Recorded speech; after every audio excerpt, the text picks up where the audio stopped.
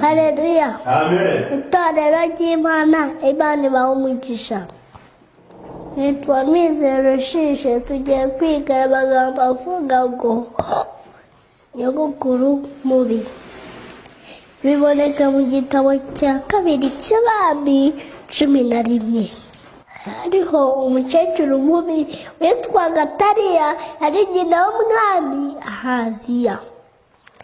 Akaba n'umukobwa wa Yezebeli, wa mugore mubi wishe abahanuzi b'Imana. Atariya yari afite abuzukuru benshi, akajya banga. Abonye umuhungu we apfuye, yica ba buzukuru bose, asigaye ngo abamare.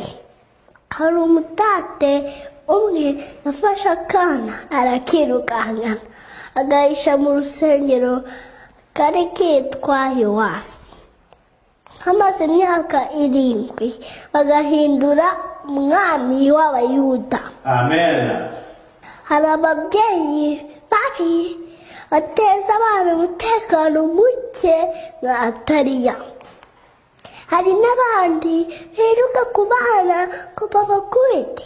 Abo bose Imana izabahana.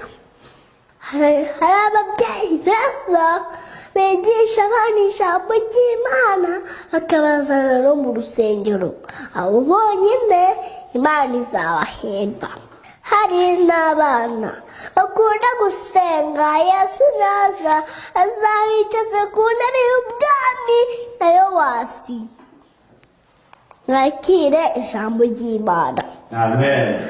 Data twese uri mu ijuru, Mana y'urukundo n'ikimana, udufashe turangije kwiga ijambo ry'Imana mu izina rya Yesu. Amen. Amen.